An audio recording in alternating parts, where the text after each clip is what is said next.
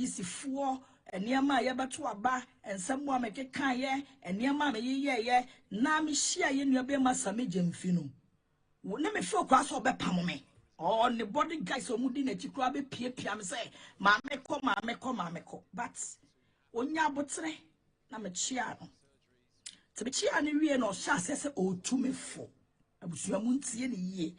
Tiasam ni ye. Don't twist anything. And I said, don't be offended. Because video no, as a crophobia will say, yen your be massa medium fee, ama mama part dollars be ekitanesem. And utina me waha. I am here to explain the reason why in tia o ye says can share me. Nagana for me a grada mitibuya. Sisika we and yesika. What I say, sika we and yesika biya. But a yes, it's been your be man, me ben no. Momo lava no so. Me ben in your bemano. I know shall say no say, oh, mommy, we a nice woman.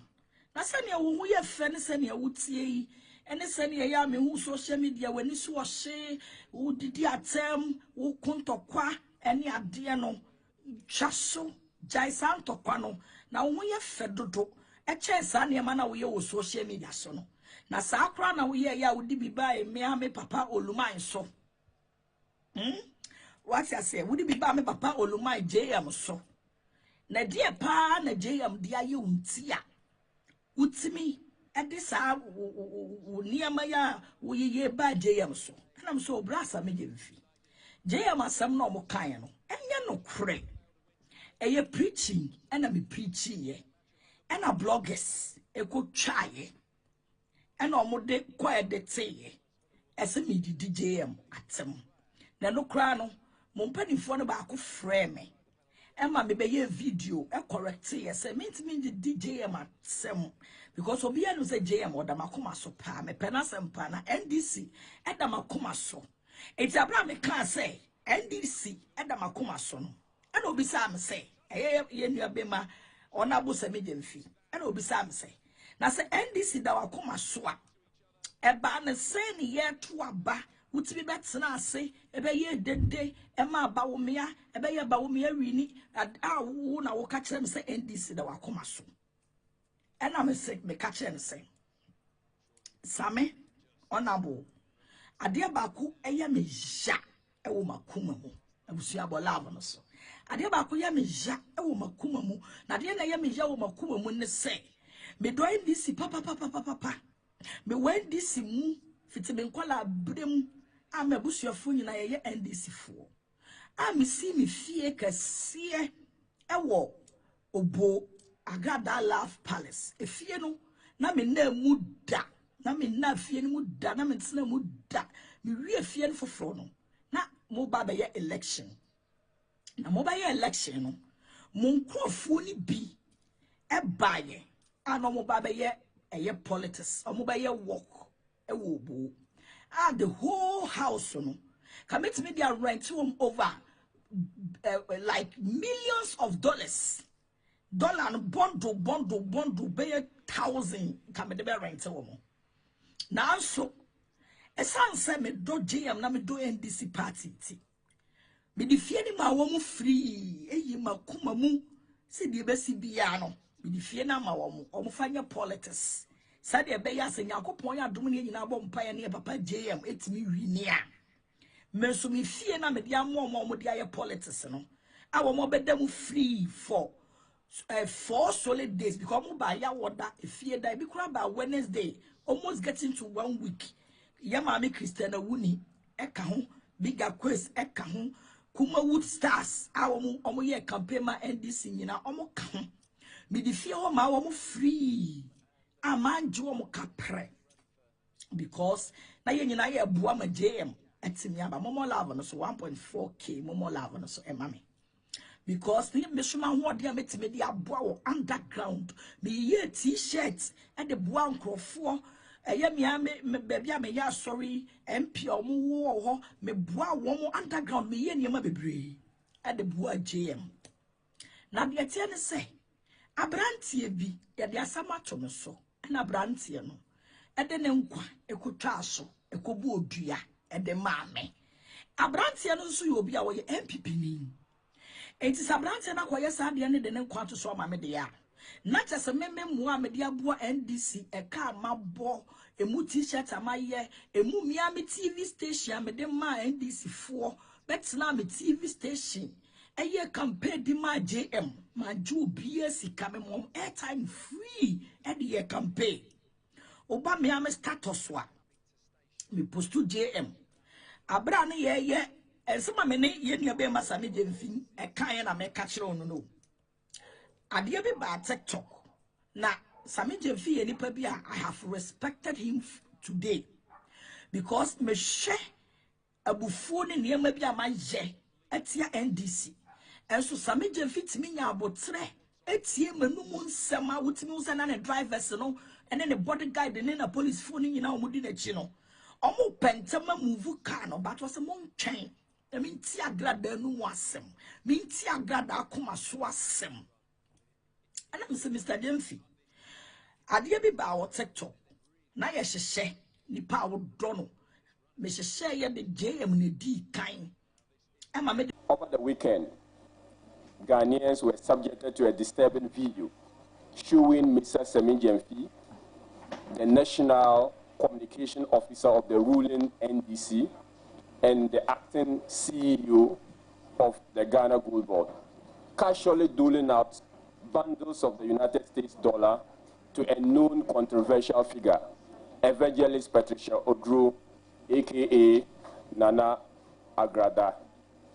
This display of financial recklessness is not only a betrayal of public trust, but a slap in the face of millions of Ghanaians currently grappling with the devastating effect of the cedi, inflation, and the unbearable cost of living. It is even more shameful that this act was committed by someone who has in the past championed populist rhetoric about economic discipline, cedi loyalty, and anti-corruption. While the cedi has shown signs of recovery, appreciating from 14.15 cedi to approximately 13.14 per dollar as at May 9, 2025, this incident undermines efforts to stabilize our economy. The casual distribution of foreign currency by a high-ranking official sends a message of indifference to the struggle of ordinary Ghanaians. The Bank of Ghana has constantly reminded us through various notices that pricing, advertising, authorization from the Bank of Ghana is illegal. The penalties for such violation includes a fine of up to 700 penalty units or a prison term of not more than 18 months or both. In other words, this is the prescribed penalty for agency without authorization from the Bank of Ghana and from our checks. Mr. Jemfi has not got authorization from the Bank of Ghana to do business with foreign currency. And it is clearly a violation of the Foreign Exchange Act, which has been passed to, this is a law governing the circulation and transaction with foreign currencies. We in the minority are calling for the following action or immediate actions. One, the immediate sanctioning of Mr. Sami Jemfi as acting CEO of the Ghana Gold Board. Secondly, we are calling for a full-scale investigation into the source of the dollar bundle displayed in the viral video. The president has clearly told the good people of Ghana that, just recently, about a week ago, that if you violate his own code of conduct, you are going to feel sanctioned. By now, we should have seen a letter being issued dismissing Mr. Sami Jemfi or suspending him pending further investigation. This is only the right thing to do.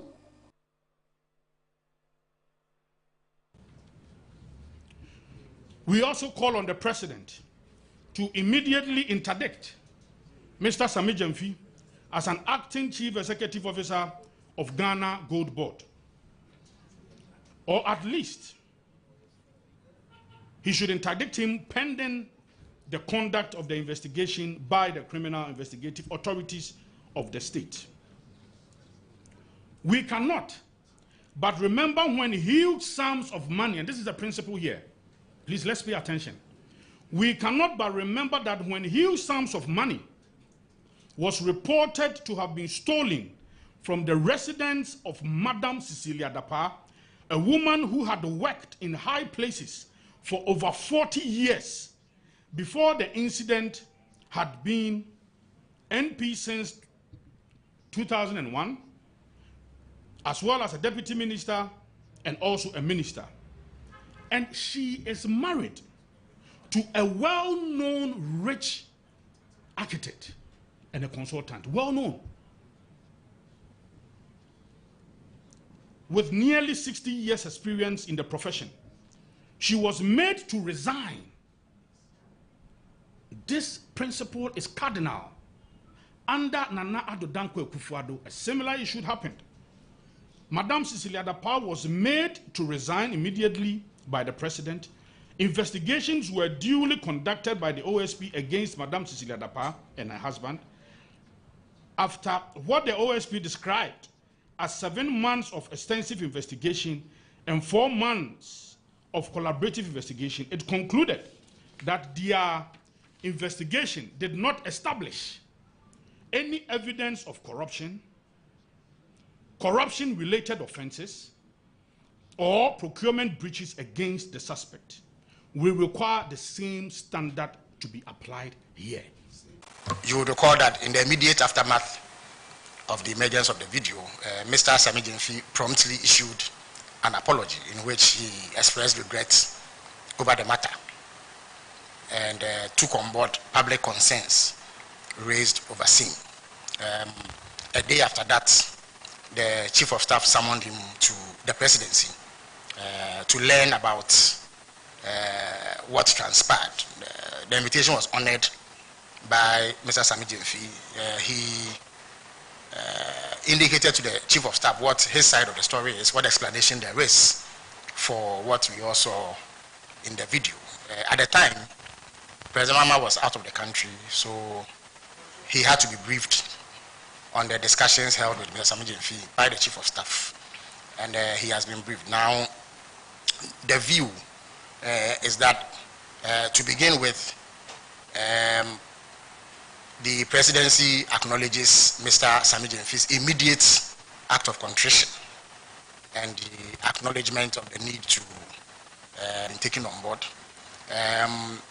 You do recall that when President Mahama launched the Code of Conduct, he said that one of the remedies for any potential breach was a public apology. He also said one of the potential remedies was a caution from the highest levels of government. After the interaction with the chief of staff cautioned him, having acknowledged the apology he made, he cautioned him and impressed upon him to take on board public sentiment and act in ways that reflect public expectation. The chief of staff also took the opportunity to reissue the same caution that the president had sent to all appointees to be circumspect in their conduct. There may be things that may be commonplace in our private lives, but once you become a public official, you need to be sensitive to public expectation, and therefore that ought to guide the way that you order your steps. So in view of that, presidency does not believe that any further action ought to be taken beyond the apology and the caution. And we all take a cue from it and are going to do better. Ghanaians expect high standards in the performance of our duties as public officials.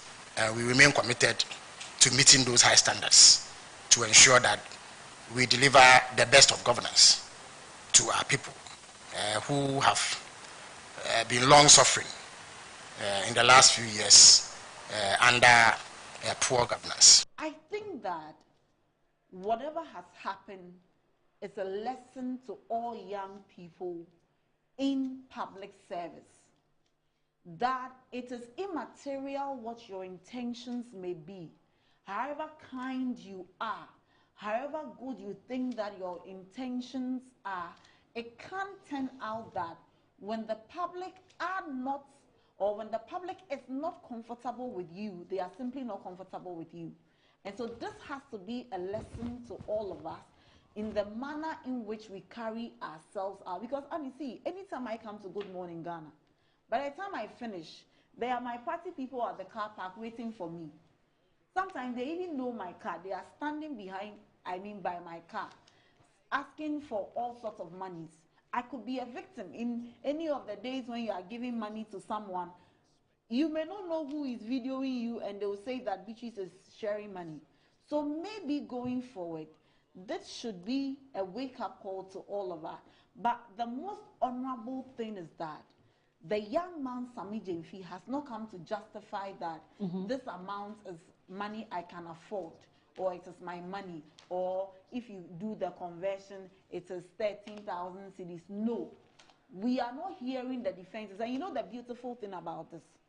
No NDC communicator or senior member has even come out to say that, oh, Sammy Gyamfi didn't do anything. Then it will be as if NDC said he didn't do anything, and NPP said he did something wrong. And no, the standards are very high. And you just read the story where the chief of staff has summoned Sammy Gyamfi to come. I'm sure that he will be given an opportunity to be heard, and the right decision will be made. But it is an honorable thing to do when you hold a public office and the public sentiments are against a certain act. However good however good you intended, if the public say that we put you there, we are not satisfied with this.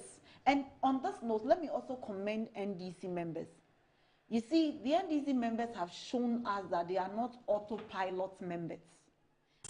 Sammy Gyamfi, any agrada assembly, Katasumu Masubi no Beso Monyanchre. If say politician and a suffer, and as a politician and a comfort, the entina Mutiminia in Kanta Sabia, Moye Bibia boom. We don't get it. See, I've seen who's Adam Crawford started so for long time before agrada. And I say, or person only agrada and your business cry, it should be fair. SA frame, SOBA, idea like a year opened. No be arguing there, and I say, will be any basso. Some day for Philip, you can't cook when you cry. A Kawania bonnet. The nipple of the channel, the white bonnet. Fisa will be. One of what Miss Cafani say, Sicada, Scagali, would know to. Yet the teacher says, you need bisa. We wouldn't know who wouldn't our show. Then the officer can a piece KB.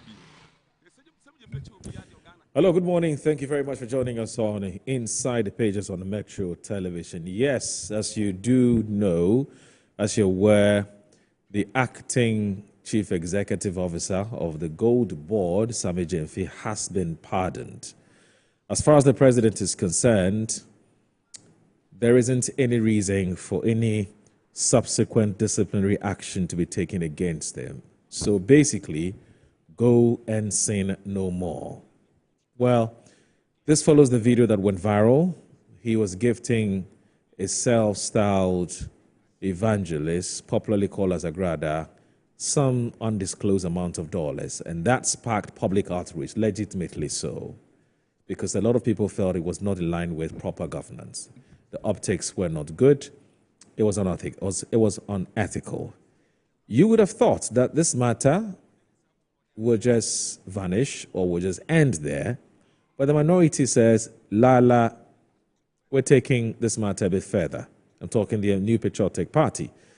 They have petitioned the OSP, they've petitioned the police service, and they have petitioned Traj to look into the matter a bit further. We'll tell you exactly what the minority is expecting these institutions to, or these investigative institutions to look into. That's just one of the issues we intend to look at on Inside Pages. The other has to do with what appears to be a resurgence of the cedi. The cedi is fast appreciating against the major trading currencies, especially the dollar. Now, the natural expectation is that because the cedi is appreciating against the dollar, we should be able to benefit from it. It must translate into a pocket. It must reflect in the prices of goods and services. That is not happening. And so Ghanaians are complaining But the traders are saying that no, hold on a minute, hang on a minute, give us a bit of time for us to bring down the prices of these goods and services, because the stocks that we currently have were bought when the dollar was 16, in some cases 17 cedis, when the dollar was about 17 cedis, and so on. And so give us a bit of time. But Guta and the Trade Ministry have been in talks. There have been several meetings that have been held, and we're told that sooner rather than later the prices are going to come down. Is that the case? We'll find out here on Inside Pages. Please stay with us. Don't go anywhere.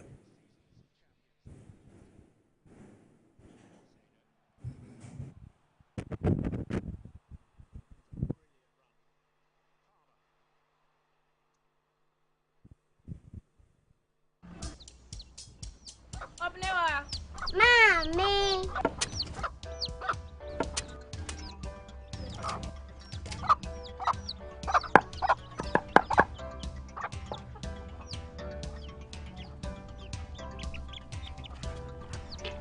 Michelle say, fe.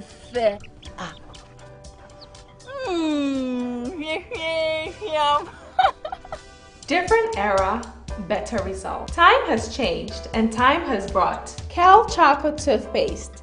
Healthy gums, anti-cavity, fresher breath, and it whitens teeth.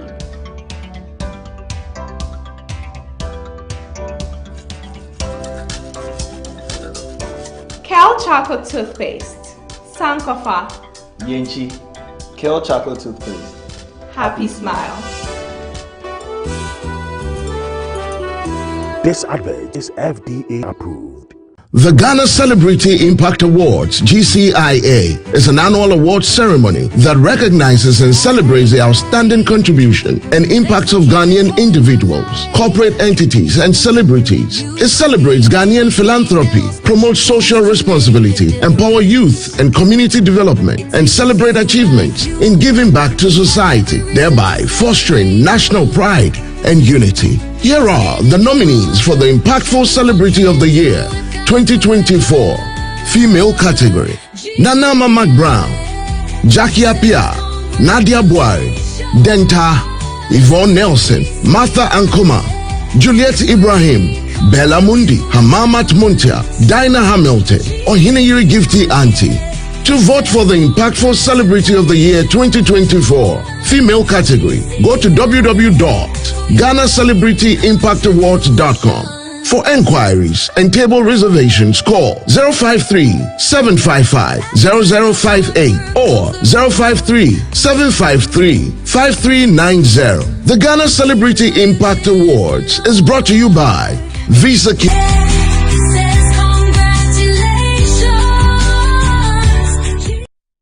Yes, next. Hey, Nadia Benson, Asamo. Me didn't tum. Miss your friend me calico, just call me cockroach. Now miss your friend me once now. Hey, that's you. Improve car. Yeah. Captain Mosquito, double the action.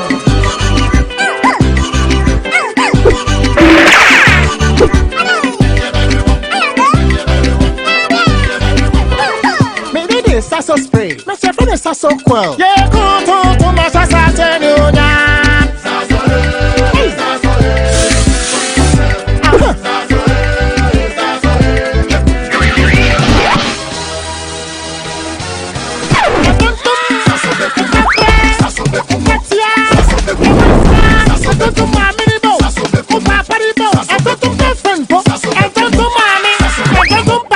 Sasso, come tum preko.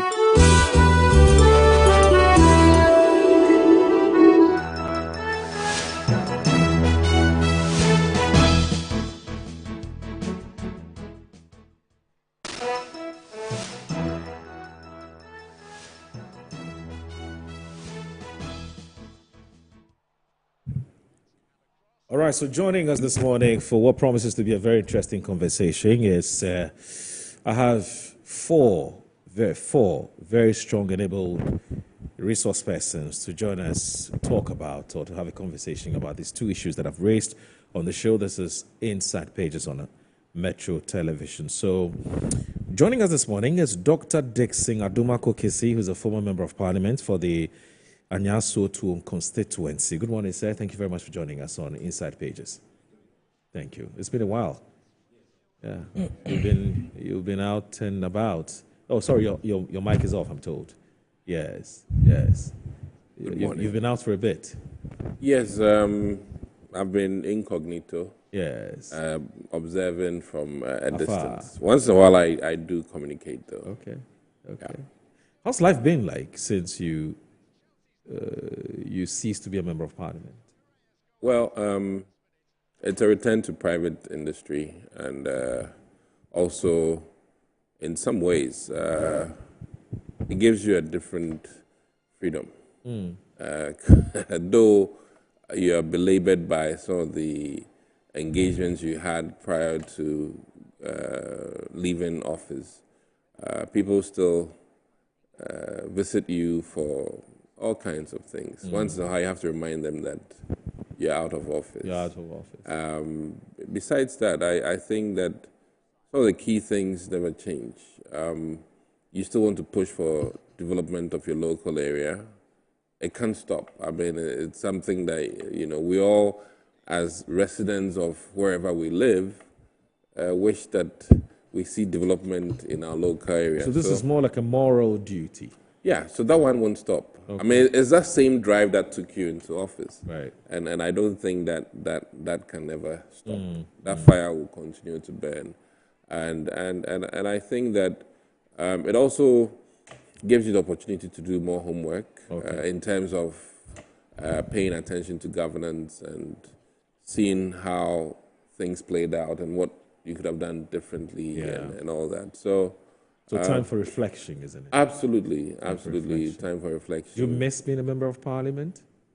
Some aspects of it, but I think that there's a lot more work that needs to be done, especially now in terms of democracy, and I think that we are in troubling times. Yeah, that's just my thinking, and to be very blunt about it, we need to traditionalize our democracy to make it more agreeable to the Ghanaian people in terms of our culture. I've always wished that presidency is maybe 6 years instead of the 4 years because of the naturally slow nature of the African mind. Let me put it that way. And I mean that not in respect to our competence, but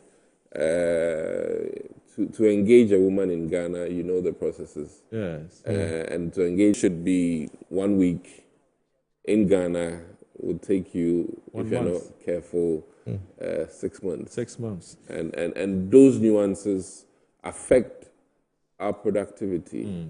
And worldwide, it's actually also proven that productivity is tied to how fast people walk. Yeah. New Yorkers walk faster than Ghanaians. Absolutely. And clearly, it goes through many of the things we do. Yeah. And some of the things that are necessary in Ghana are somewhat bogus in other parts of the world. I mean, you have to pay homage to the chiefs to get a KVIP done. And if one chief is probably not in favor of such a development, which is a no-brainer, you have to deal with that. And so those are some of the things that I think that we need to look at and manage a bit more carefully. All but other than that, life goes on, and family's fine. Everybody's okay. Fine. Yes. All right. Yeah. So Kwame Nkrumah Botio has also joined us. He's the General Secretary of the Convention People's Party. I know the name Kojo Botio may sound familiar, not may, or should sound familiar. His grandfather, as far back as in 1951, was the first Minister of Education and Social Welfare. That's as far back as in 1951. Subsequently, he was made a Minister for Foreign Affairs and Regional Integration. And so he's coming from a family with very rich political history. And so no wonder he is the General Secretary of the great CPP. Unfortunately, it's only great on paper. It's not great. It's not that great in reality. Do you disagree with me? Thank you, my brother. Yeah. I know that externally, the CPP may not have the voice that he used to have. Yes. But internally, the ideology is stronger than ever. Yes. But now, if the ideology we go eat, you've heard that. You know, the CPP's outlook, interestingly, goes beyond the shores of Ghana. The CPP is African-minded. If you look at what is happening in Burkina Faso and some other places in Africa, you can see that all that Kwame Nkrumah said, that the only way is the African way. Right. Because Africa has a lot of good things to offer.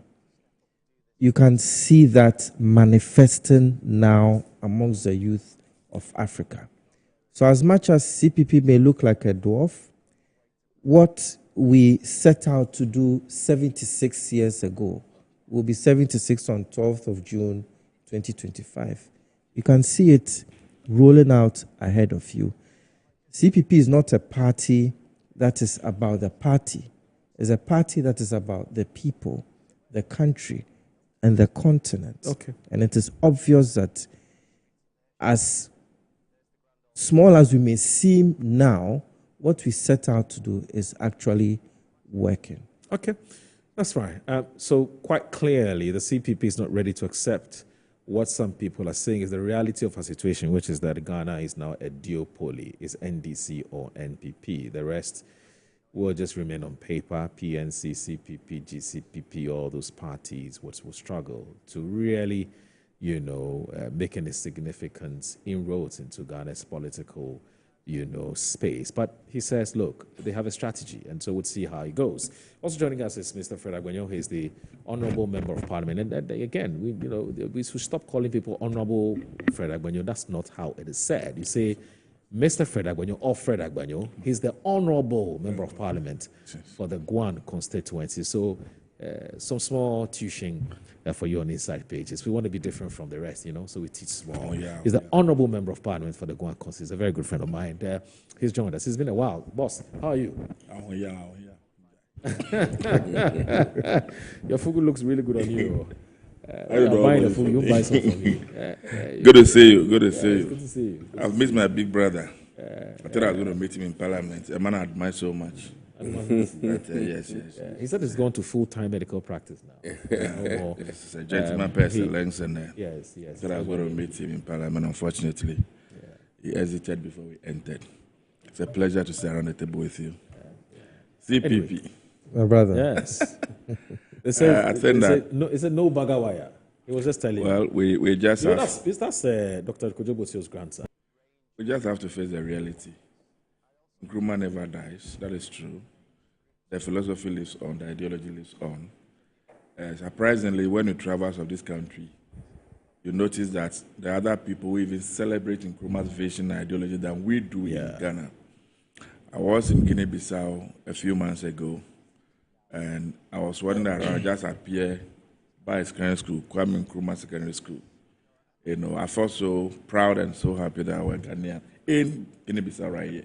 Oh, wow. There's a school called Kwame Nkrumah. Yes, Kwame Nkrumah Secondary School in Guinea-Bissau. Okay. I see. It tells you how much people celebrate this global icon. You go to Ethiopia, he statue of Nkrumah out there. You go to the Caribbean, they talk so much about him, even in America. There are people who know very little about Ghana, but the name Nkrumah, rings a bell anytime it's mentioned. Okay. He's a human being. He was not a prophet. He may have his own ups and downs, but when you put them on the scale, it is obvious that Nkrumah was an exceptional personality around the time that he existed and operated amongst contemporaries. We will continue to, celebrate and eulogize him when we get opportunity. Except to say that what we have gotten to right now, it's only fair and proper that those who are holding the fort would come to terms with the reality of the day. I believe that if the old man himself were to be alive today, his attitude and approach towards things would have been different. The only thing we can leave as a legacy is to keep that which he built, which is the CPP. But it cannot continue the way it is now. If you check the history, years back, it's as if CPP was even bigger than the name Ghana, right, in the date of Nkrumah. It cannot be the case that Nkrumah passed on in 1972. So that's the end of that institution. I know that there are political nuances and all the things that were done after. Interestingly, one of the fears that some political watchers had about, for instance, the NDC, that's your political party, was that because you have a founder, which is one person, upon whose vision the NDC was founded, was formed. One of the fears, and I don't know whether you recall, the conversation at the time when Rawlings was alive was what happens to the NDC post-Rawlings. And I've heard the likes of Asedin Ketia and back in the day, Dr. Kwabeneji was the former national chairman, who was talking about the fact that the party is fully aware of that, and so they're doing everything possible to make sure that Rawlings does not die with the NDC. It looks like you took a lot of lessons from the Nkrumah story. If you watch the last days of J. John Rawlings and his relationship with the National Democratic Congress, you see, I don't want to call it was a bit strange. A deliberate effort to let the party be and let Rawlings be. Right. There was that conscious end between that. This is the personality of J. John Rawlings. It is his vision, his ideology that the party was built on. But the party got to a point where that segregation must come. Okay. Because whether we like it or not, we are all just passing through. Right. And one day we'll exit. But that institution must remain. Okay. Happening to Osagyefo. Yeah. From where I sit, from understanding of Ghana's political history, I cannot conclusively say that it is just the passing away of Nkrumah that kills CPP, as it were. Okay. Because you remember... That's a very simplistic way of diagnosing their problem. Of course, yes. Because I remember in 1969, when the UP had taken over after Nkrumah and all that, there were some legislation, some law that were passed in Parliament. To even mention Nkrumah's name was even criminalized in this country. A taboo. It was a taboo to be seen holding it in Nkrumah. And even functionaries who held positions in CPP were banned from getting close to anything. So there was a deliberate effort, to whittle down, if that is the right word to use, or to kill that memory, right? Yeah. And for it to have been able to come back the way it did by 1979, and PNDC came 81, we came back to democracy in 1993. The actors should have known that they were not going to succeed in that fragmented, way in which they came. So that you have CPP here, you have the PNC here, and there were other small parties, all of them subscribing to the same philosophy and the same personality of Nkrumah. GCPP was one of them. And all those people. How was it going to work? If they had come together, that, okay, this Nkrumah is because really, I tell people every day, I am not in NDC because I'm just in NDC. There is something I believe in. That's the ideology. That's the philosophy. That's what is driving me on. So I am one person that you can't easily push away. You can't hurt me. Because I tell myself, I am not in NDC because of any personality. I am in NDC because I believe in that philosophy. I believe in that ideology. It is in tandem with my personal, perception about how things must be and the kind of governance that we need.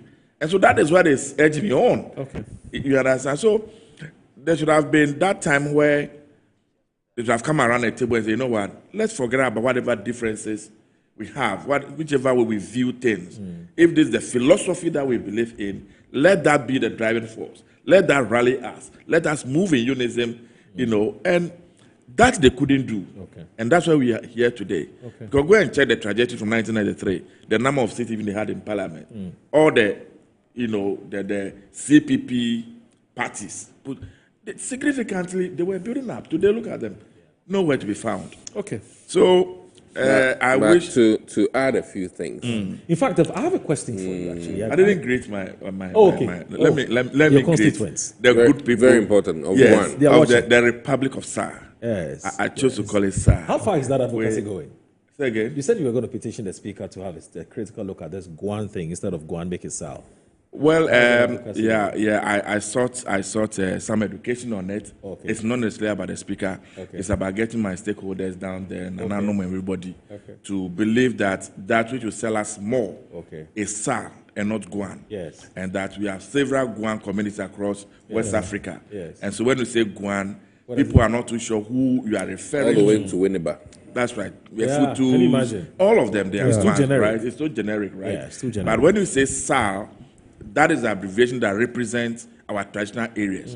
So people can easily identify. And the SAR, because of where we are coming from, the things we went through, it has marketed itself already. When you go on the internet, you say SAR, some stuff come up. So what I rather need to do is to engage the opinion leaders, our people and all that, get their buy-in. And once we get our buy-in, then we can pick up from the local government ministry and the rest and get a name change. So I salute them. Good morning to all of them. Sure. And I thank them for the opportunity given me to say. All right. Doc, before you come in, would you say a political party like the MPP, based on your formation or the trajectory of your formation, would you say that you're totally spared of the potential of a splinter group or your party is disintegrating because today Nana Addo is not there? When I say no, this is not about the president. I mean, let me put it this way. Do political parties that are not formed based on a single man's ideology, right, spared of the potential danger of going comatose at a certain point in time? Yeah, are you totally spared? I think to come to that, I wanted to say that, interestingly, Nana Addo Dankwa Akufo-Addo was literally CPP at some point. Yeah, interesting. That's true. Even John Mahama. And to add to it, MPP, as it is, adopted a CPP man as a chairman. Yeah, Freddie Blay. Of our party. So these are some of the intricate nature of the MPP in terms of our relationship with CPP. And I must admit, I like something Honorable said, in the sense that he's not in the NDC because of particular individuals, but for the ethos, the principles that the NDC embodies. Likewise, I think that some of us in the MPP, and I hope many of us, are in the party not because of individuals, but because of some principles. And I must admit, some of us were bent because we stood for those core principles of the party. Because at a certain point, I can literally say that we adulterated what MPP truly is. And for that matter, I believe firmly that if we remarket the true principles that the MPP stood for, we will have a rebirth. And those who are for it will stay. And those who are not for it will depart. And I say this even looking at the Republican Party in the U.S. The Republican Party of Reagan is not what we have now. And the Republican Party of Bush is certainly not what we have now, in the sense that Dick Cheney and Bush simply do not like Trump. So I must admit that even a huge party like the Republican Party has metamorphosed into Trump now, and certainly will change after Trump is gone. So I'm of a firm belief that in as much as Nana Addo Dankwa Akufo-Addo held the party for 16 years, it is the ideals of the party that will move us on, more so than who Nana Addo Dankwa Akufo-Addo is. And I think that people who are so firm in their belief about the true traditions of the MPP, that if we revisit it, you have many more people come on board, and the vision of the MPP will live on, not necessarily the vision of a particular individual. And I think that we also owe it to Ghanaians. Personally, I'm not too happy with the political science departments in this country. And I say this with a lot of respect to professorial people. But I think that we don't write enough. And that one, some say that they don't have enough money for research. But if the passion is there, putting out editorials in newspaper, I don't see where you have to pay much to have your articles, put on paper, be it graphic, be it Times, be whatever it is. So I'm throwing this out there. They'll say that maybe they are writing, but I'm not seeing. Making current affairs in this country is never really even written about, except for and I'll bash our media people too, in the sense that sometimes the vocabulary used are troubling. And on my way here, I was even asking myself that, listen, our editorial works in this country need to be very serious-minded and conscientize the general population to demand of politicians things that are weighty, things that are very important. And I think that, the media landscape is not doing well. Okay. And for that matter, up our game. Coming back to CPP, in fact, if I had Ganganton money like the Sammy Jemfi's, who splash, honestly speaking, it doesn't mean he has Ganganton money. I would, if I can land, I would Yes. Certainly maybe consider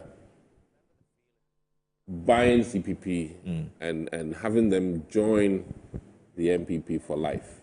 And I think that Nana Addo Dankwa somewhat did a little bit of that by adopting,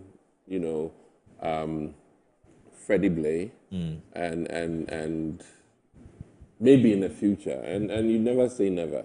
In as much as, because if your vision can be repackaged for the times we're in, maybe it might be a brilliant idea to join us, more so than the NDC.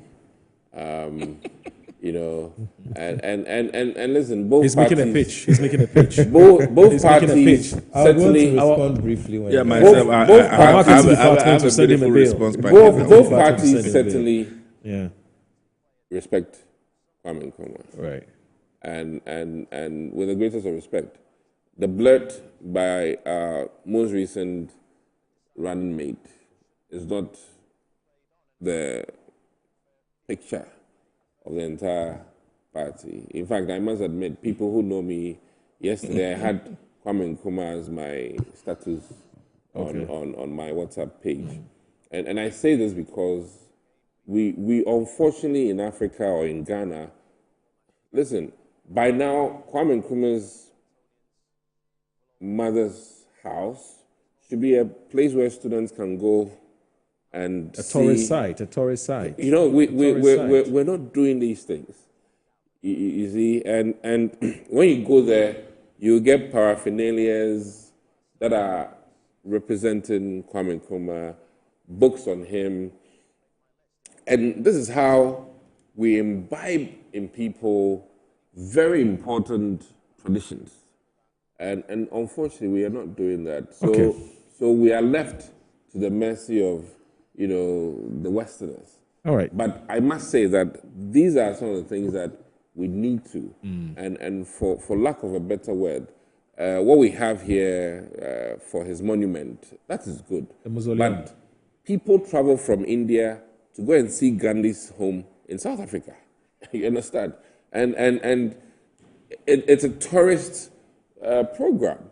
And I know that many of us on a weekend might choose to send our kids to Kwame Nkrumah's mother's house or where he grew up before he went to the U.S. Okay. You know, and there should be literature, T-shirts, a dance, something. You know, so it looks like your work is well cut out for you. So these are. You know, we had actually it's not part of our subject, but it's an interesting topics. Thing. Yeah, sorry about it. It's an interesting conversation. Very interesting. We had actually advertised. You brought this up. Just a minute. Just a minute. He wants to come in. Just. You know, so what we'd rather do before you come in, what we'd rather do, and perhaps with the permission of our producer, is that even though we had advertised to have a conversation about two issues, which is Guta and Sammy Gyamfi, perhaps we may have to drop one of the topics. It's because of time, so that we have ample time to look at it. Where are we late? You know, so why are we late? So that we can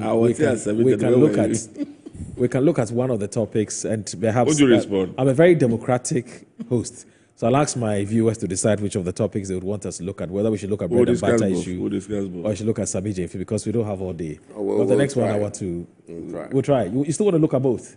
I mean, as for the Sammy Gyamfi one, it's a minute. Yeah, it's a minute. Yeah, I think it's a straightforward matter. Okay. So I'll also be very quick. Sure, please do.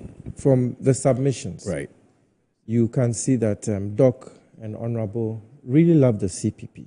Yes, they do. And if the CPP was on its feet, right, they wouldn't be in their respective parties. You see, the CPP still gives people goosebumps.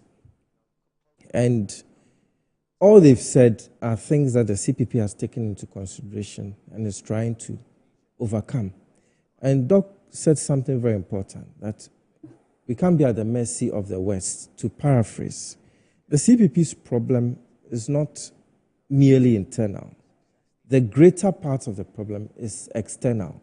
Don't forget that we were proscribed or banned for 34 years, from 1966 up to the year 2000, which is longer than the NDC and the NPP have been in existence.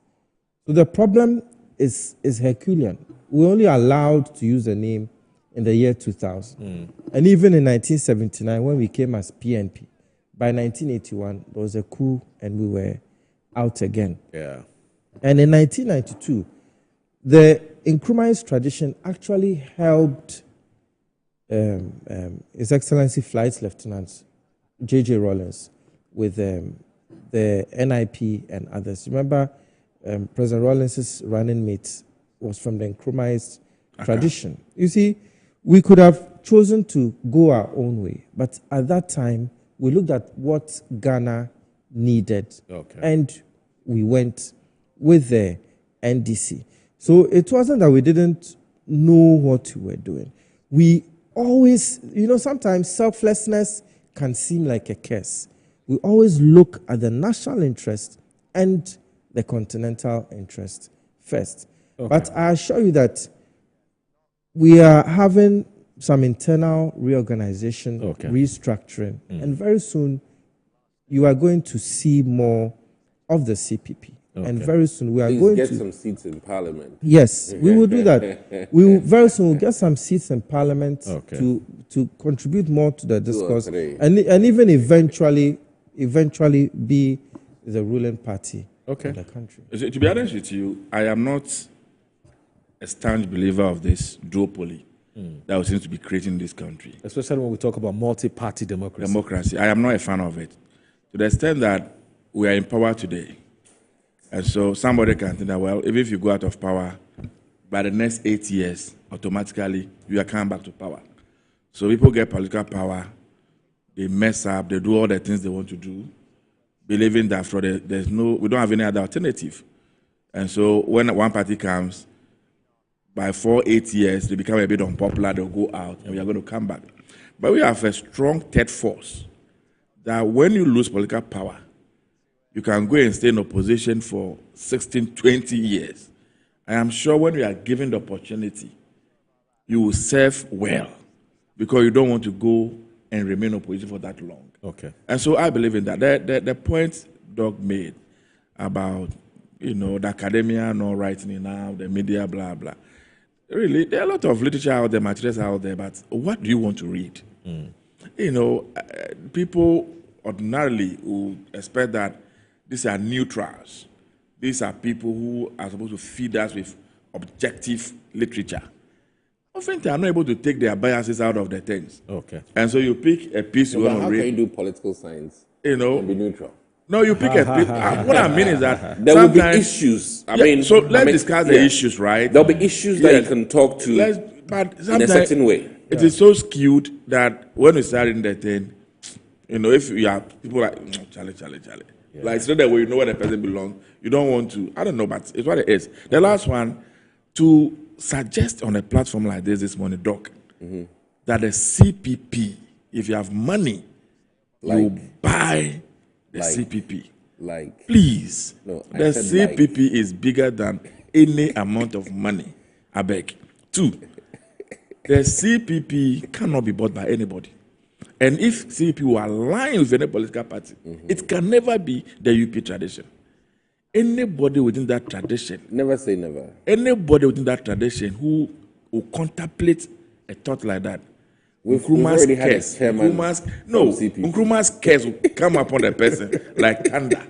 Anybody will contemplate a thought like that. That you want to marry the CP to MPP.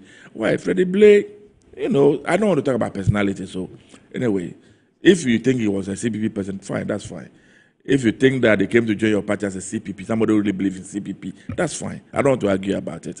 But from where I sit, I don't see anybody who is an Nkrumah, who understand the political history of this country, who comfortably walk and join the what are we talking about? Doug is saying that we should build in Nkrumah's mother's house, we should have some materials for the books. Where are the books? When you bend all of them at Legon, I've forgotten.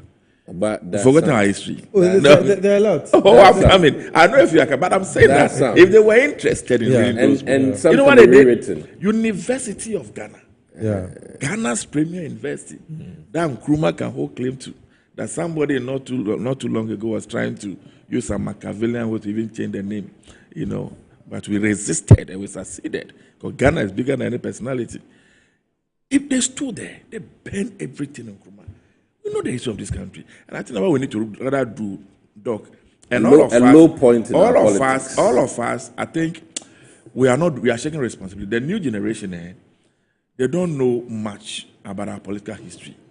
There are people who didn't see Rawlings when he was a president, head of state president, they didn't see him. Even President Kufuor, majority of them who are 24, 25 years today, they were so young to know what happened between 2021 and the time President Kufuor hesitated. But it appears we are not telling the story enough. Okay. And some of us, we need to take up this challenge. Okay. Start going back to the university scans, with the things, and let people happy where we have come from. That's right, the young pioneers. The young people, the young pioneers, they need to know where we have come from as a nation. Okay. That is the only way we can make better strides with proceed. And if you tell the story properly, this tradition, it will die. It will not exist. Well, the good thing is that the grandchild of the man who was the first general secretary of the CPP is here. And so I'm sure that the spirit of his grandfather would spur him on, protect him and guide him and give him all the wisdom. The only advice I'll give, if you want to say true, last point I want to make. Majority of the old folks, they've played pivotal role in holding that party. What's Professor Nino?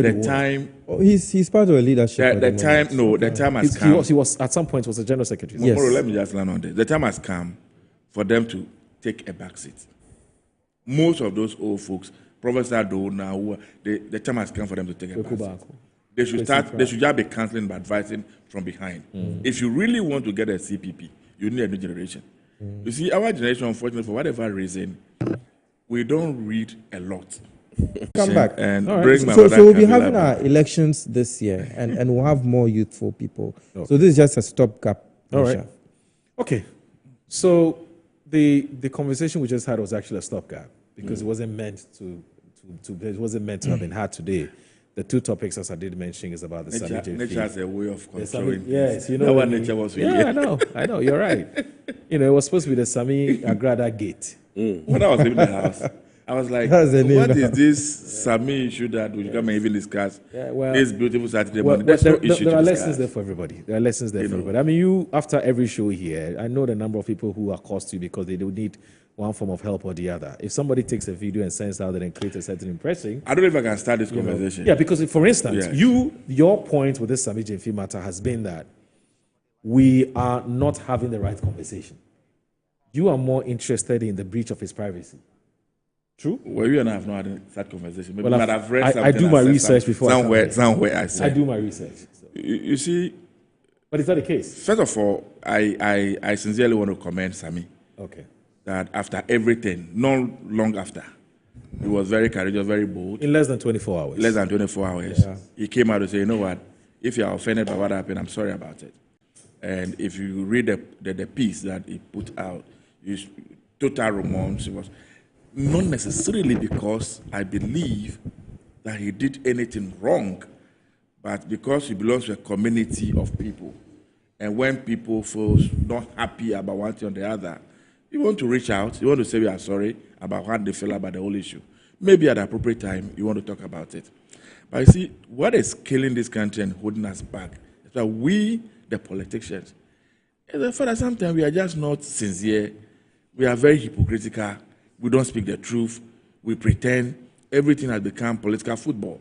Otherwise, really, is there any politician in this country, former and present, who will say that what happened to Sami has never happened to him before? Is there any day I've gone for?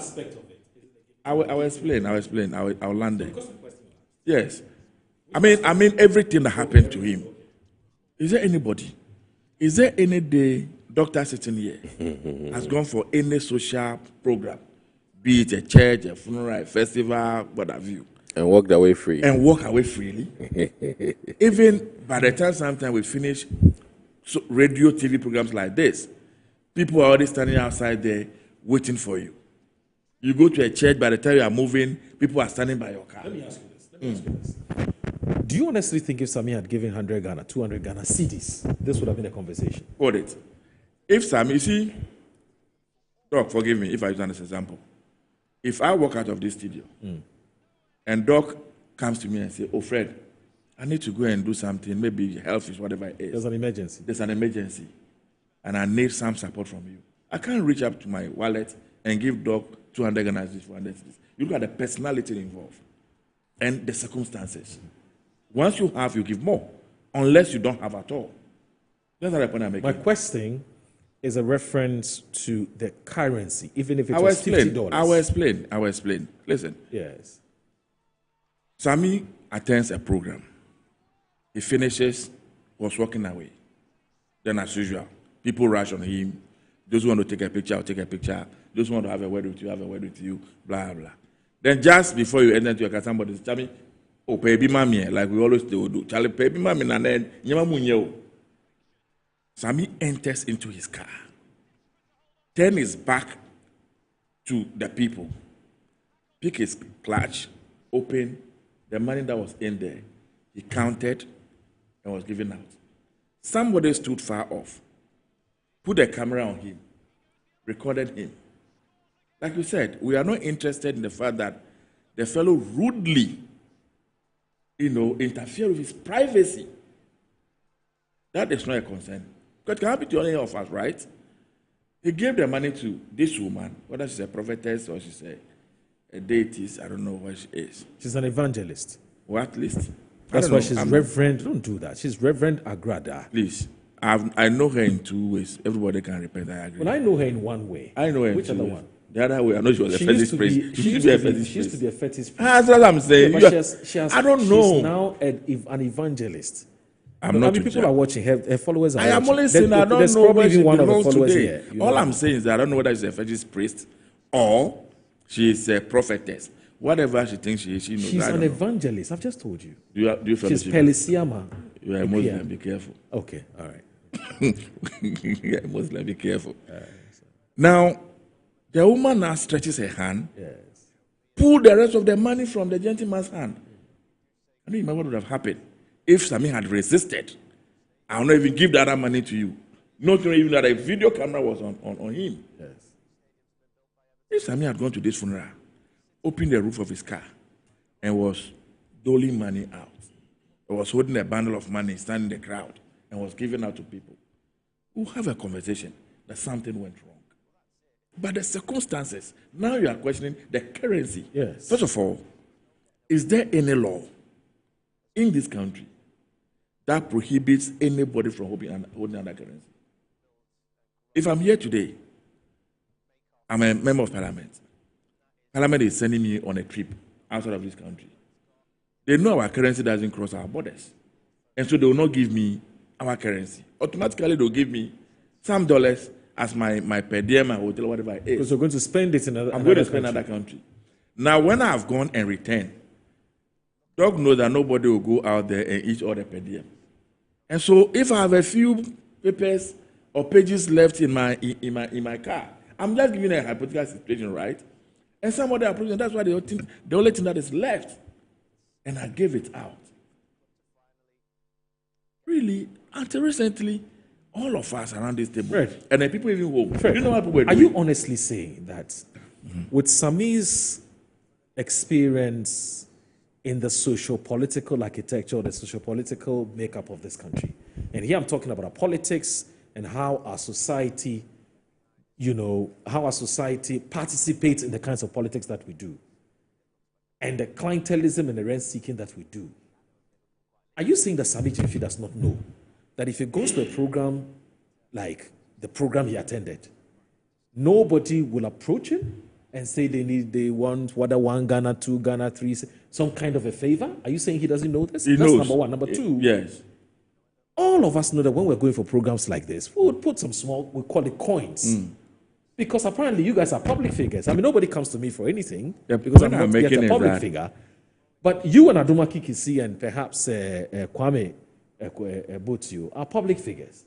So anytime you're attending a social event, you will always have a certain amount that you set aside to take care of persons who would approach you for one form of favor or the other. So would you say that there's absolutely nothing wrong for a public officer to have kept foreign currency on him? That is, if indeed he kept that for the purposes, because I don't want to assume, I don't want to second guess. Are you saying that there's nothing wrong with the public officer keeping foreign currency and giving same to persons who will approach him? You see, when he had the option of carrying CDs I on wish him. Sami would come out and tell the entire story. Sami went for a program. There are people who will meet you at the program. When I am going out for such events, long before now, I've decided I will not give money out to anybody. Why? So if I'm going for my aid, Yes. if whatever money I have, he's the one holding my class. Okay. If somebody approaches me that he needs something, I'll whisper to him. Or I'll send a message. Okay, give this person this, give this person that, depending on what I have. Right? That's what I do personally. I will not touch, I will not hold, I will not give out. That is me, my style. Okay. It's been like that all these many years. Right? I am saying that, for all you may know, again, I don't know it for a fact, I'm just a hypothetical situation. Sami might have gone to the place with maybe 2,000 Ghana. People might have approached him and the 2,000 is finished. Maybe hold it. It's run out. This woman, me to Sami, she says she needs help. Sometimes we all go to that extent where you're very last. Most politicians, I'm sure he too knows, we don't even tell maybe your family how you spend your money. Because a time will come when you have not even paid your children's school fees. Yes. And yet you are paying school fees of other people. True. A time will come when you have not given chop money in the house. And yet you are giving money to others. You're suggesting that Sami Gyamfi didn't have any option than to give? I am saying that for all you may know, at that very juncture, that may even be his last. Okay. That may even be his last. Okay. But can I just show some love? Somebody has approached me. So you think he's been flogged? I he's think over that crucified. I think we have overreacted. I don't want to put that way. Ghanaians have the right to express whatever views and opinion on just one issue. The good news is that he has come as well to say that, okay, if you think that what I did was not right, I'm sorry. What do you think for you would be the most useful lesson that you, as even as a public figure, you're supposed to learn from what has happened to Sami? 2 days ago, because after I don't have any doubt that soon you're going to be made a deputy minister, and so I want to know what useful lesson you're learning. Prophet Moro. I'll give you a new title. Not too long ago, I think 2-3 days ago in the night, an issue happened in one of the police stations. And so I was called around 1 a.m. So I drove to the place to try to resolve the issue. Yes. Just when I finished and I sat in my car about to leave, Then some policemen came to me and said, brother, we can't just leave like that. Why didn't you want a video? You want me to become a victim of the same video. So that's a silver lining. So to an extent, I think at this thing, it has come to help all of us, maybe. No, it has come to help all of us. Yes, when people approach you now in public places, they must have patrol. Tell me once why. Around. On a more serious note, yes. I think, especially those who are calling for his head. Okay. But I go to the gold board and see the work Sammy is doing over there. All jokes aside, go and see the work the gentleman is doing over there. And so let's even assume that he even made a mistake. He committed an error. First error ever. Okay. Since Sammy has been in the public space, going and coming and all that, have we ever heard anything negative? I think, Doctor, I know you're itching to come in because you want to do your thing, but I also want to take all the time so that you don't do your thing. The point I'm making is that this issue was exaggerated to this extent because of the person Sammy involved. Just maybe, if it was some other person, wouldn't have gotten here. Sammy was a heavy thorn in the flesh of our people, our brothers in opposition. About similar things? Not necessarily. But Sammy, go and check Sammy's history, check his record. Sammy was very, very objective. When he's very strong about something, he goes about it very passionately. He will stay in his position, And so it's as if, we are looking out for an opportunity to get at you. That's what they are doing. Otherwise, why can he be calling for his head? Someone saying blah, blah. I don't understand. So can I come the in? presidency now comes in, said, okay, you know what? Sammy has shown remorse. He has apologized. Definitely they'll call him in there, advise him, talk to him, go and end there. They say they don't understand. All right. They don't understand. That's fine. President Mahamat, we know him. Okay. If in this Sammy had done something wrong, but he has demonstrated that. Are you in the aware that the past. minority have petitioned Traj, they've also petitioned the OSP, they've petitioned the police to look into this whole matter? Are you aware? You see the hypocrisy I'm talking about? It's the same group of people not too long ago when one woman called Sila Dapa, who was a minister of state, monies, till they don't even know the total amount of money, we find a house. I got a man today that can't sleep, a lawyer Kujeto. He came on national television, looked Ghanaians in the face and asked us, has anybody complained that his money is missing? That was the man who was advising the president. They didn't see anything wrong with it. We were told that the late brothers, whatever it is. You see, when we do these things, it's as if we are not real. It's the usual politicking. If my brother Sammy is wrong, and I'm very strong about it, after I've weighed all the options that is wrong, I'll say it here that it's wrong. I'll say it. And we should be able to come to that point. If it is wrong, it's wrong. If it's right, it's right. But it might not be the case that, NDC assembly, whichever way. I don't think it's healthy. Okay. I can only use this platform to urge my brother to soldier on. He's a soldier. He has demonstrated that in the past. Okay. He should continue to focus. His efforts and the effort of Ministry of Finance and Bank of Ghana, the president, everybody, is the result we are seeing today that the CD is coming down strongly and the traders are happy, everybody's happy. We thank him for the good job he's doing. He should continue to work. All right. All of us have learned our lessons. They say, okay, all of us are reading the things we are writing. When we come back later and then you come to us, we will refer you to your comments. And at that point, don't say that we are wicked or that when you ask us things, we don't give you. We are always drawing lessons from it. Okay. I wish Sammy all the best. I wish everybody all the best. Okay. All right. So let me go to Michael. When you saw the video, what was reaction? What was going through your mind?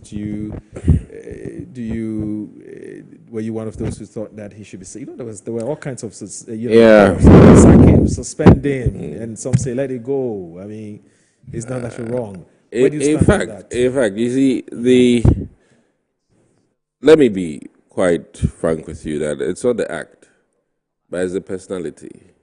Okay. I think that, to be fair to all of us, one of the proponents who was loud about money laundering one person who was very loud about MPP appointees and foreign cash.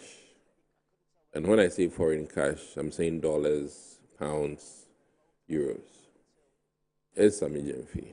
Right. And that one, I think he admitted that he was a thorn in our flesh with regards to how he bastardized MPP appointees in terms of their flamboyant lifestyle, quote unquote. So for me to see what I saw, I was deeply troubled. And what I know from comrades, and what I mean by that, the core NDC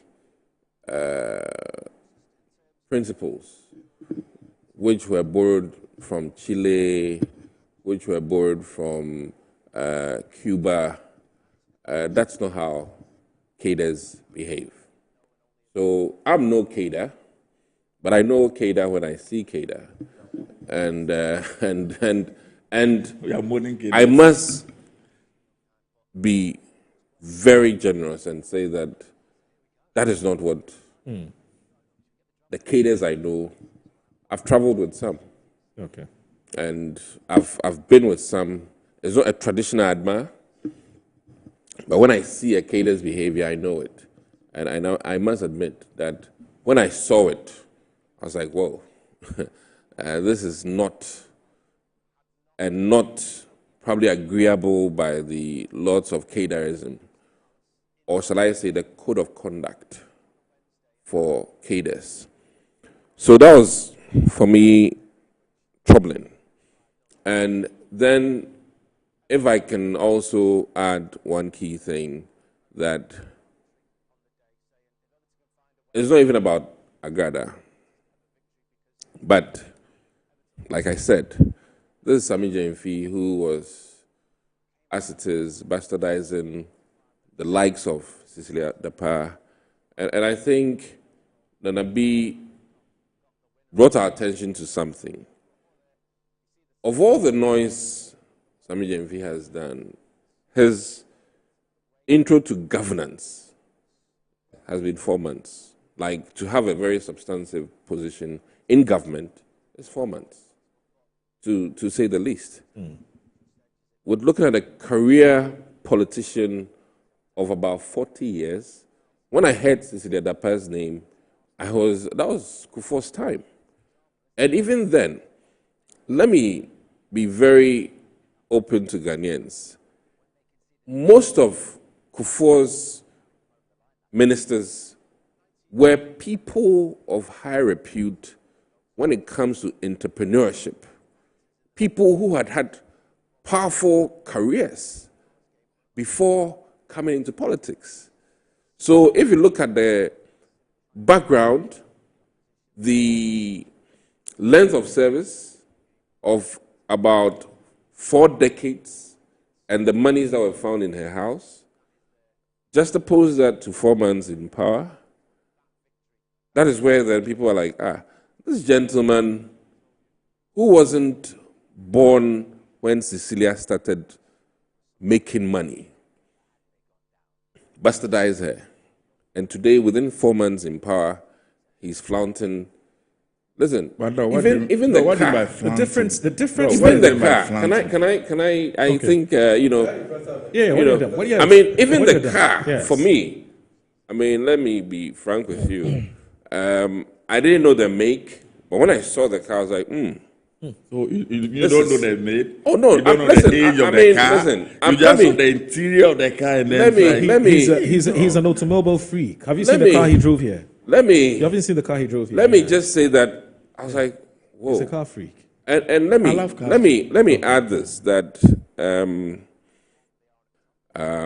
we the MPP. I remember one of our guys who did his party with a private jet. It was headline news. He felt kind of funny because that is what he does from decades ago. So just to affiliate with politics and then all eyes on him about his birthday party, he felt it was a scandalous thing, because if you look at his track record, I mean, it's like looking at, despite doing a fantastic birthday And just because he's in politics, then people start bashing despite. Everybody will be like, wait, this man has been doing this for decades. So my point here is that, and NDC may not appreciate this, but my point is that this is the person who was calling the kettle black, and now he's in a position, based on how he spoke about similar or seemingly close, things. I wasn't ever going to think that, forgive me, Sami would, as it is, be moving in Ghana with quote-unquote flashy cars, and then... You don't know Sami, right? This is you don't know Sami. Please, if you know Sami before we came into power... But my point, I'm sure you don't know Sami very well. When you take up a public office, there's a way you carry yourself, please. True, no doubt. And that is the point I'm making. And I'm saying that this is somebody who called out people for their behavior as public officers. Please, you see, that's why I said that it is not about the act, but the individual. And let me even add that you were advised as party people within 10 days that the president, due to public perception of how public officers behave, has brought up something, a code and punishment, and expectation of his appointees. And to see this momentarily, about a few days, sometimes when they are doing things 30 minutes after, but this was a few days after His Excellency John Dramani Mahama came out, paid many TV outlets to show Ghana that I'm going to be very different from the NPP we all know, who were doling out and doing certain things when the ordinary Ghanaians were struggling. And people did not find it cool and voted them out. So my presidency, these are the things, to the extent that people are even arguing about 20,000 Ghana cedis, receiving that as a gift as a public officer or as a minister. These were the arguments. These were the discussions ongoing. Yes. So my point here, one, Kama is a bitch. Kama truly is a bitch, in the sense that this personage was on people's neck about such or similar behaviors at their own birthday parties and things like that. And for him, I'm just saying that, you are crucifying people for similar things. Okay. Why are you doing the same thing? Good, but I have a question. What really is the basis for even comparing Cecilia Dapaah to that of Sammy Gyamfi? What is the basis? Oh, my point is this is the person who was also bastardized. And listen, he was always on the fact that there's money laundering. Yes.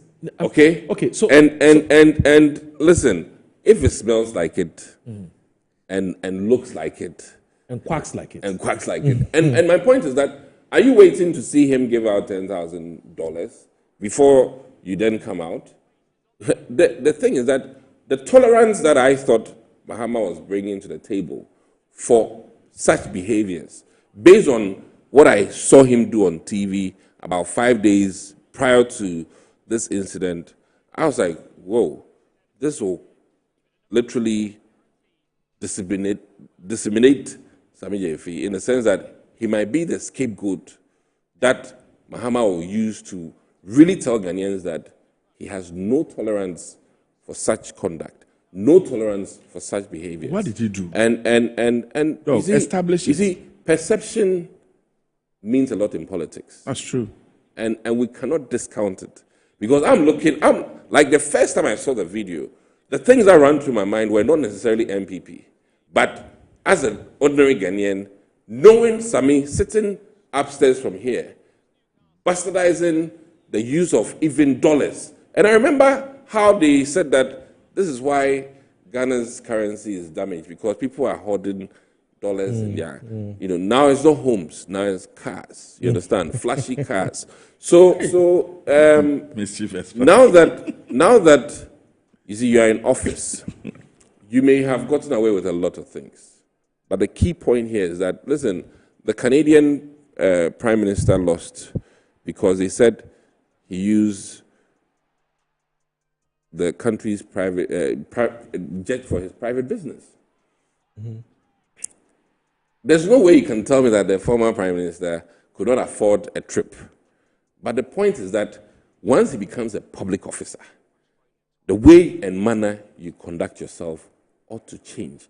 And then my point is that we are holding the Mahama administration to their word based on how they managed us whilst we're in office. The way they made this same act look so irresponsible.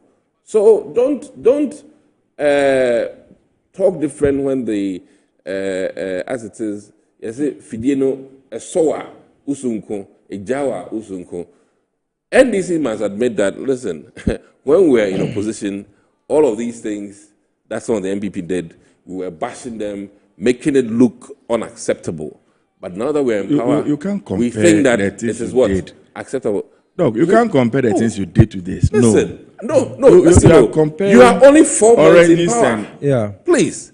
You are only 4 months in power. What we have not been able to establish on this platform. The way a manner. Where the Sami air. No, I'm only asking a simple question. No. You heard me. I said that it is not the act. Yes. But this same act, the way and manner it was bastardized. Now, let me even go further. I'm happy you have established it's not the act. So it's just the personality because it is Sami personality who was bastardizing similar. So at least Ghanaians are clear in their minds. No, are you understanding that because Sami was a thorn in your flesh, you are looking for an opportunity to just get at him. He's a so he's scratched. Not you. I mean, individual so who was holding it's okay. all public officers to a higher standard of behavior. That person is now seen doing it. It's like he has apologized. It's like to have a sign of a strong man, parishioner, and Hail Mary full of grace. It's like having a Catholic bishop tell us that these acts are not acceptable, blah blah blah blah blah blah, and adultery is not good. Only for me to see this bishop, who has sworn to be celibate, now conduct. No, I'm just making my point, and you are at liberty. That's how I feel about it. Okay. So you can't be holier than the Pope. Okay. And Sami was trying to be holier than the Pope in opposition. Now he's a public officer, and I think that by virtue of the office he holds, he's not conducted himself appropriately. Okay. And that one is I'm entitled to my opinion. It's your view about the incident. And in fact, you see, if I want to be loyally about this, yes, I mean, many arguments can be pushed out there that literally he was influencing somebody to undertake something. And we can go into all of this from a legal standpoint, because the person involved in receiving that thing is as it is, for lack of a better word, has followers. And that act can be seen as bribery. I mean, to some extent. Right. Okay. So there are many aspects of this. I mean, that somebody can take him on. Okay. All right. Because the person involved. I mean, listen, if I see, you give it people. So if I go to church, and I pardon me, judges under Tamils were seen taking goods. Goods is not $800. But these are judges. And no, I'm just making my point. Yes. Goods is not $800. The circumstances. And the circumstances. These judges. Oh, that is why I'm saying that. I'm just being as real as it is. Okay. So as it stands. All right. Being a public officer, and now I'm troubled by the release of this code of conduct and then the pardoning. It really debases all the work that the president did. But that is all I can say. But cautioning and asking the public officer or the appointee to also to apologize is all part of the sanctions. If you've read the code of conduct, assuming from he back was to back, ignored. apologizing is also part of the sanction. So the fact that he's apologized in itself is a tacit admission of the fact that something untoward has happened. Okay. All right. This situation. First of all, let me say that as much as Sammy Gyamfi is a legal practitioner like myself, I've never met him before. Oh, you're a lawyer yourself? Yes. Okay. I've never met him before. And my objective view, before I go into the CPP's view, is that by immediately apologizing, he has shown leadership. And that is what all politicians should do. The moment, because what you not do off camera, you shouldn't do on camera. And in this situation, he was filmed without his knowledge. And he quickly apologized. So he has acknowledged that he has erred. But then you have people defending him when the man himself says he has erred. And His Excellency has also pardoned him. You cannot pardon somebody who has not erred. Absolutely. Now let me get to the CPP's view. The CPP has been very worried about the monetization of our democracy. You see, once you get to public, in politics to a certain extent, you are known as a politically exposed person. Right. Because you have access to funds of such astronomical quantities that you would ordinarily not have access to. And those funds are not yours. You understand me? Even though as a legal practitioner, when I saw the video, I'm also a car enthusiast. But as a cadre, you're a car enthusiast. I am, but as a cadre, I don't use a flash. I'll look up for the vehicle, the car you drove. I don't use a flashy car. Why? It's always at the back of my mind that as a cadre, you are blessed to bless. You are not blessed to show off ostentation. Okay. You see, I saw the Range Rover. I mean, I know cars. So what in do you and do out. with all the cars you've parked in your house? I mean, the Which Porsche cars? Cayennes. I don't have those cars. I don't have But don't worry, I'll follow you home. I'll follow you so we go home today. I want to have a look at them. Yes. I saw. Yeah, he's just parked them at home. I've Fred came here with a Lexus, a 2026 Lexus. He's parked the 2025 at home because he's a car enthusiast. Have you seen the 2024 I can see you for defamation of public officer. I beg, I had a joke. It's good to drive. It's good to drive good nice cars. Yes, but as a politician, you have to try as much as possible to give a modest outlook. And with that, I think His Excellency John Dramani Mahama, he has got it perfectly. When we went for the independence celebrations, I was admiring his dressing, even his shoes, the simple car that he brought. And this situation that has happened, I think is God sent for all of us to take another look at the monetization of our democracy. He, as a legal practitioner, maybe he made that money genuinely.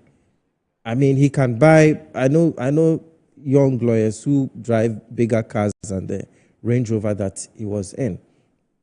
It's an unfortunate situation. I mean, that's business. He does business. At the age of 24, I mean, I'm more than 50 employees. He does business.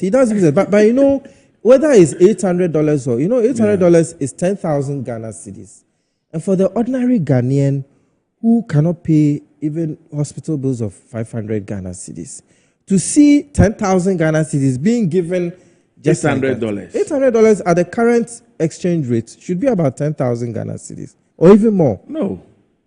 At 13, it's 13 now. $800. $800. So the money he gave is $800. I'm saying, assuming it was said I was $800. Initially, all kinds of amounts. I saw the video. I can't tell the amount. Okay. Even if it was $100. The thing is, he was caught on camera. He has apologized. And I think the apology was from the depth of his heart. And I don't think he's going to do that in private as well. Okay. But let's look at the bigger picture, which is the monetization of our democracy. During this election, you saw people carry $800 less than 1,000 Ghana cedis. $800 less than 1,000 Ghana cedis. No, it's not. It's 10,000 Ghana cedis. Cannot be 10,000. Can we confirm there's actually $800? Even if it's $1,000. We can't. We can't. But of course, Evangelist Agrada came out. He has a problem with the evangelist title, so be careful. Okay. Yeah. So Mama Pat. Let me call her Mama Pat. Right? Mama Pat. Okay, no, Mama Pat. Mama Pat. Yes. No, but to add, one She's of an the evangelist. biggest evangelists Ghana ever had many years ago. I studied this in the seminary.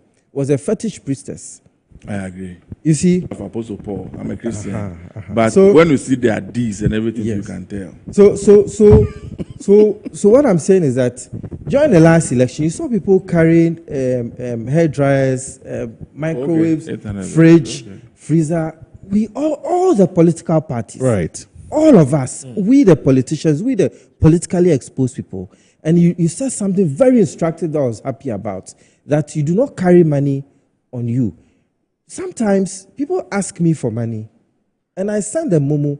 There was an instance where what I sent to the person was so offended that he sent it back to me. Really? He said it's too small. And I said, well... How much was it?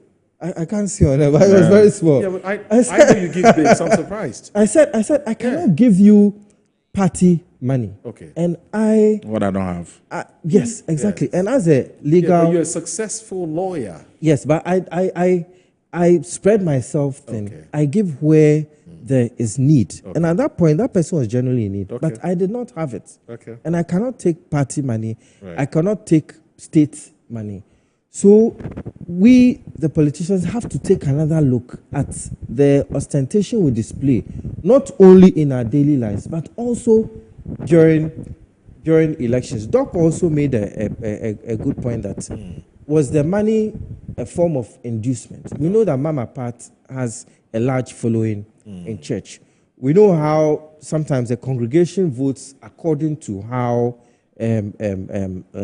what the preacher says. But we also know, apparently, that Mama Pat actually spoke for the NPP during the election. Look, during the if you go to NDC platform... She didn't speak for the NPP. She campaigned for Dr. Mahama. Exactly. And she said very negative against President Mahama. Exactly. So our people, NDC members who are not happy with this whole episode, so it's about the person that Sami gave the money to. That's an interesting point. But you see, because the argument was that this woman was so, very much against President Mahama and NDC and all that. But once you become a politician, I'm an NDC MP. Yes. It doesn't matter if I go back to my constituency.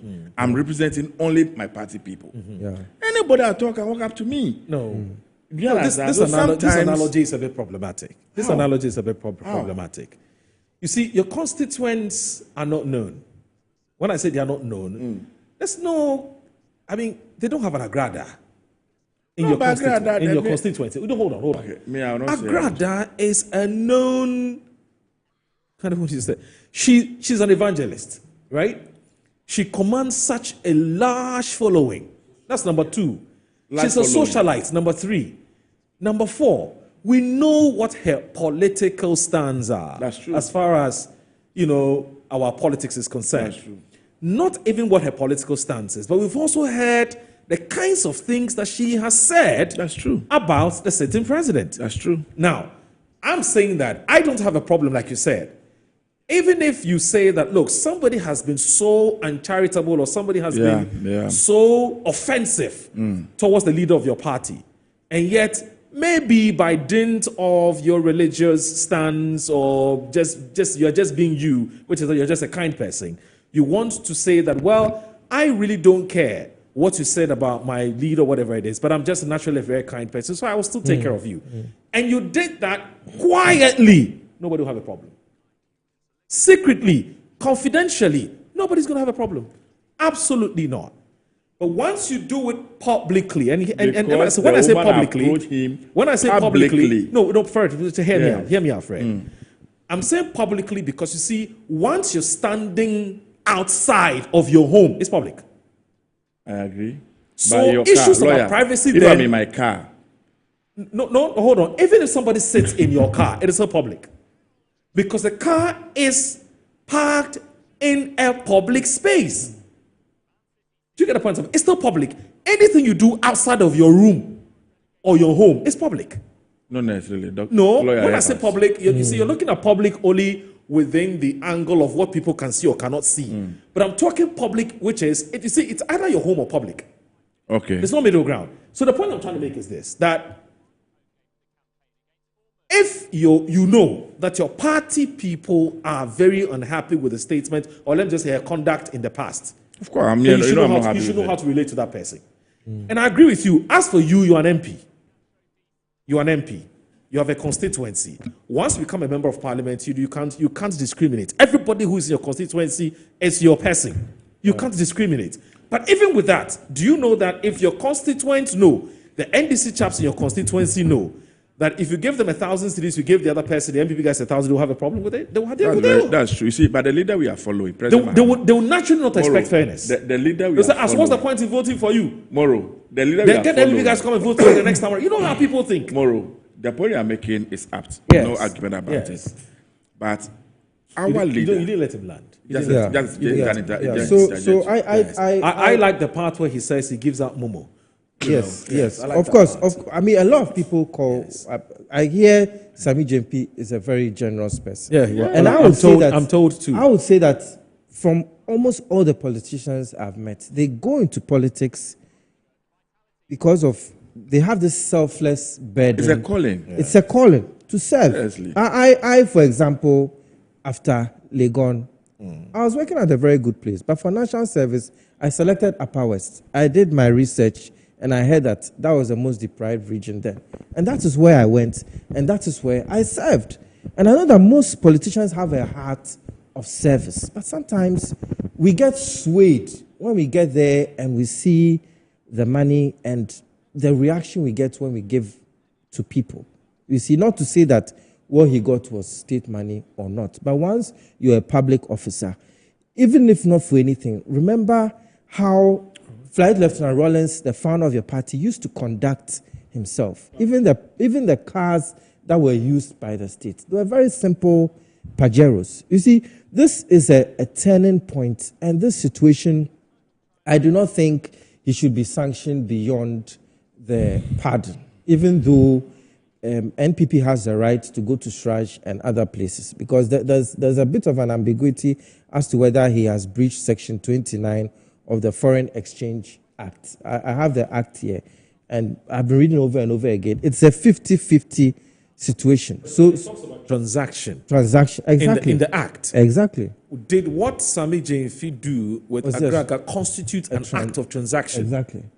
Exactly. Or an act of just kindness? Exactly. So it's very ambiguous. What's the different transaction? Yes, I would say that. I would call on the NDC that having such a huge minority and a majority and a minority as well, that it's the time to enact further legislation on how we conduct our party politics. There should be limits to how much you give out. Otherwise, you end up, even in the West, you're having that problem. Sarkozy was convicted of taking a huge amount from Gaddafi and then hiding it. Our politics has become such that it is not benefit the election. We may have the mens rea in law, what we call the mens rea, the mindset to come and serve the people, which I believe all or most politicians have.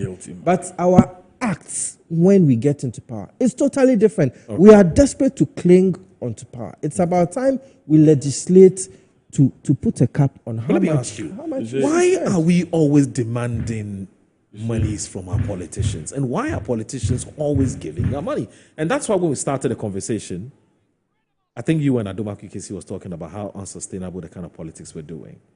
You know, why are we always demanding? Look, I think it's part of our culture. Pastors are demanding, imams are demanding, media people are demanding, friends are demanding. Everybody's demanding money. Why? You see, our culture believes and enhances corruption. Oh yes. In a way, I mean, that's a big crude. No, it's true. It's true. In a way, you can agree, you can disagree, but the that our reality. democracy has to be tailored to our culture. Yes. I mean, that's one of the things I. Yeah, but that means that we have to be giving a lot more. There was actually our culture. Yes. Without our presenting culture, a schnapp. Something small. Our culture. Yes. And not to cut, there was even when I did. At a point, I did sociology. I minored in sociology, majored in political science for my first degree. Okay. And I remember there was actually a chapter in one of the topics called Advantages of Corruption. Yeah. advantages of corruption. Corruption does have advantage. Yes. Yeah, it does. Yes. Of course. But, So you're trying to imagine a situation we're not giving. And Exactly. people are not demanding, we're not So giving. you don't get all those advantages. Wow. No, So corruption is bad, but our culture has But a it's way. useful to the Our kind of culture culture has a way setting of we find encouraging, ourselves. and we need to change that. Moro. We need to change that. I am saying that our culture, it encourages. Okay. It's Can I please beg you to please indulge me? I need to take a break. We should have taken this break some 15, 20 minutes ago, and I want to apologize to our businessmen who are advertising with us. Let me just do this quickly. Now, there's a big event that's coming up on the let me get the also it's coming up on Monday. Actually, it's coming up on Monday, and as you can see with the flyer we've just put up. So get ready for a critical national conversation. Now, this Monday, May 19th at 1 p.m., the Faculty of Accounting and Finance, UPSA, presents a high-level dialogue on tackling tax revenue leakages in Ghana, a pivotal discussion on shaping our nation's economic future. Join us at His Royal Majesty Kintaki Teko Chu II chairs this gathering, featuring former President His Excellency John Kufuor as guest of honor, with a keynote address by Vice Chancellor of the University of Professional Studies, Accra, UPSA, Professor John Kweku Mensah Mauto. Top experts will debate solutions to recover lost revenues and strengthen Ghana's economy. Venue UPSA's Kofi Ohene Konedu Auditorium. Can't attend? Watch it live on Metro TV from 2 p.m. and is brought to you in partnership with Joy News. This is a can't miss event for policy makers, businesses, and citizens alike. Let's fix the leaks together. For details, visit UPSA website or follow at Ghana Tax Dialogue. Please follow us and enjoy this big event. Anyway, we'll take a short break. It's just about a minute or so. We'll come back and give them a minute each because we're really running out of time. Please stay with us.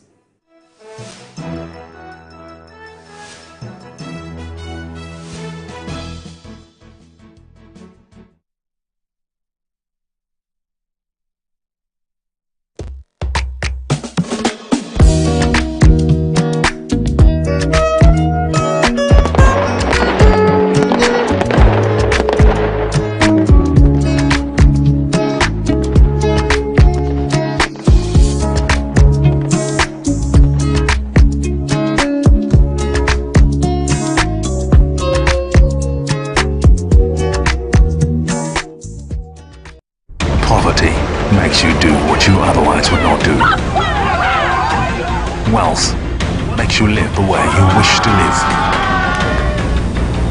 But revenge cancels the lines between poverty and riches. It's either you're saying something progressive, or I'll just tell your wife that I'm carrying your child. Where is my father?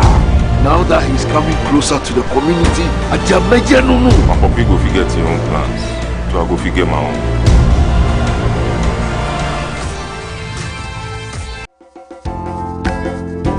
This week on the KLPL show. Hey, now you're Coco shoemaker. I'm not meaning to make shoemaker, no, really seriously. But I know say one day I'll come back to that shoemaker because my dad never learned the skill when and so Mu said then it was God's gift to him, and I won't let that gift leave the family.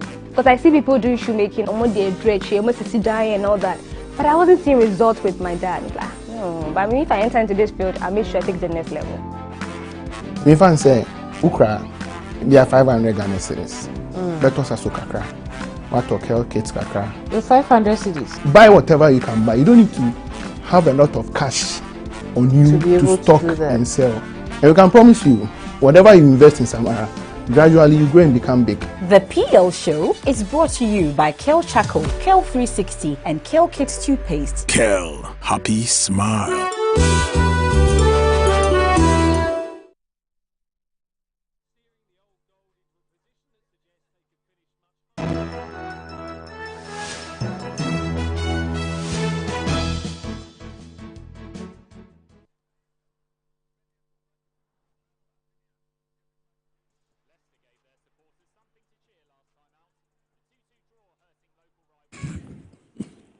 All right, welcome back. This is Inside Pages on Metro Television. We have just 2 minutes to go, so I get my resource persons to give your concluding remarks, and I want to apologize for those of you waiting for the the Guta conversation. Unfortunately, we can't have it because we ran out of time. It was replaced by the CPP conversation. Anyway, so in conclusion, what are we saying? I don't know who is. Okay, I'll go first. Yeah, please do. I think that global trends have reduced the dollar's strength to an extent. Don Dramani Mahama has also not started spending, and that also gives the city some strength. Oh, yeah, that would agree. Well, I'm concluded. I mean, yeah, and the thing is that once government hasn't really started spending, you tend to have some strength.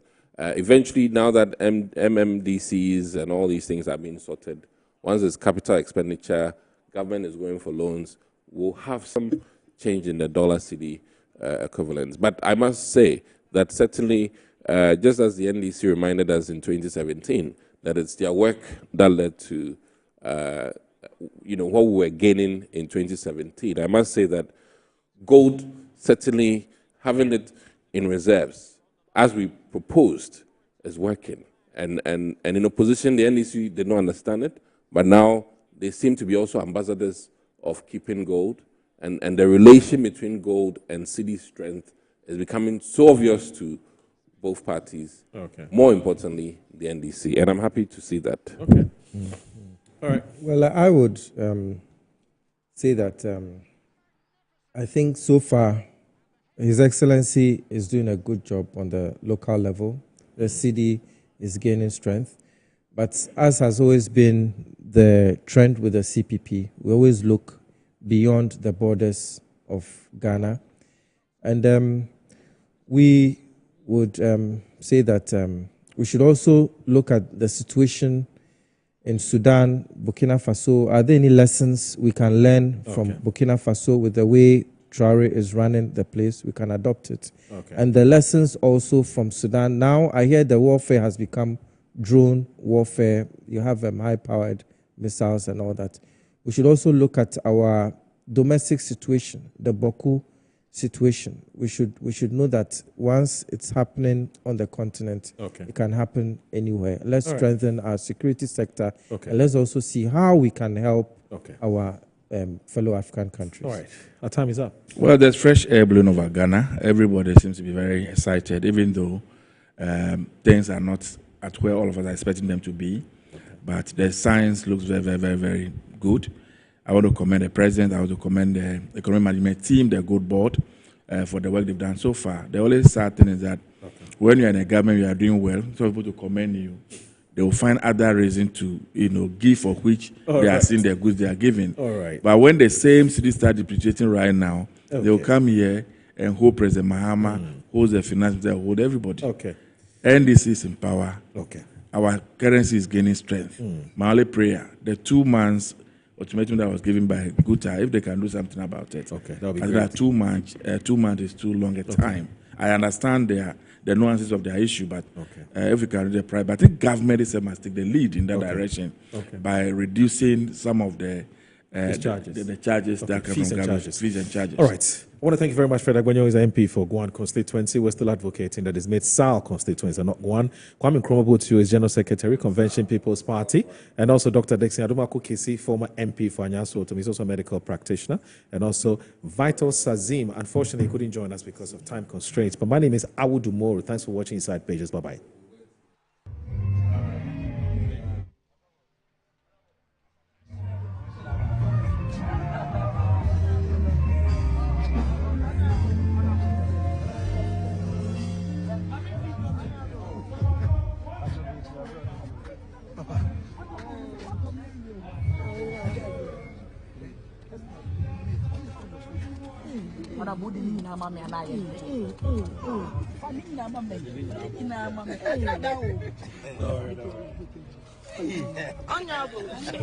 Honorable.